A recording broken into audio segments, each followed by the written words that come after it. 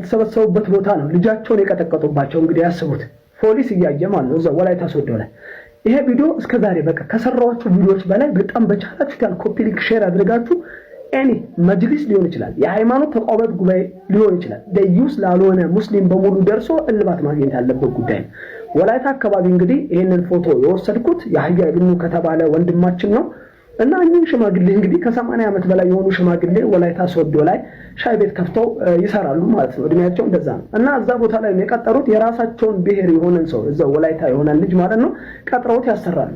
እና እኚህ ሰውዬ ይሄ ጉዳይ በተከሰተበት ሰዓት ሌላ ቦታ በሆኑበት ሁኔታ ላይ እነዚህ ሐሰተኛ ነብያት መፍለቂያ እንደሆነ ይታወቃል አካባቢውና እነዚህ ሐሰተኛ ሰዎች ሰሞኑን ስለ መስጊድ ጥያቄ 30 ዓመት ያደ መስጊድ ጥያቄ ተጠይቆ አልተመለሰም ነበርና ክልል ምናምን እያሉ ጠይቀው አሁን እልባት አግኝተዋልና ይሄንን ነገር ለማስተባበል ሲሉ እነዚህ ሐሰተኛ አካላቶች ምን ያደርጋሉ?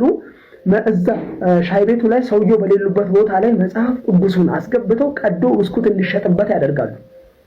እንግዲህ ማለት ሐሰትን መድረክ ላይ ሲጫወቱ ሲተውኑት የኖሩ ሰዎች ስለሆኑ እንዴት አይነት ቅንብር በዚህ ህይወት ጅል የሆነ ድራማ እንደሚሰሩ ይሄንን ነገር ያደርጋሉ ብላችሁ ታስባላችሁ? እኚህ ሰው አንደኛ ማጆሪቲ በሆነ ያደርጋሉ ብለን ብናስብ እንግዲህ ቆቀራ የሚሸጥ ሰውዬ መጽሐፍ ቅዱስን የሚያህል ነገር ማለት ነው ከ1000 ብር በላይ ይሸጣል ብዬ አስባለሁ። አምጥቶ ብስኩት ለመሸጥ እንግዲህ ሲያውለው ማለት ነው ምን ማለት ነው?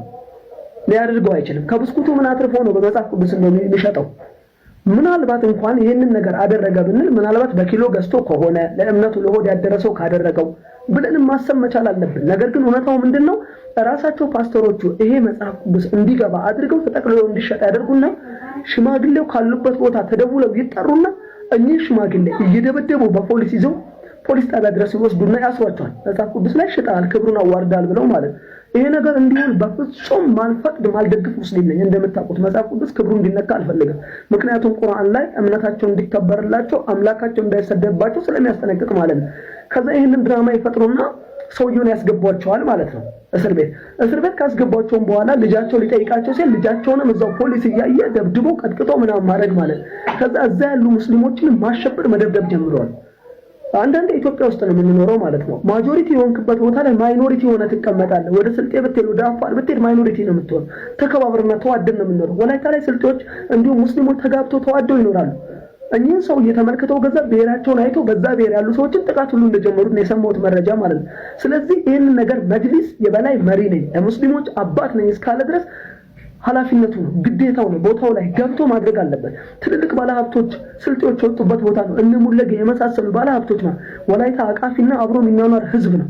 ስለዚህ እንዲህ አይነት እርኩሳን እናንተ ላይ የሚያመጡትን ነገር በራሳችሁ ውስጥ ያሉትን ተመራምራችሁ ድረሱ።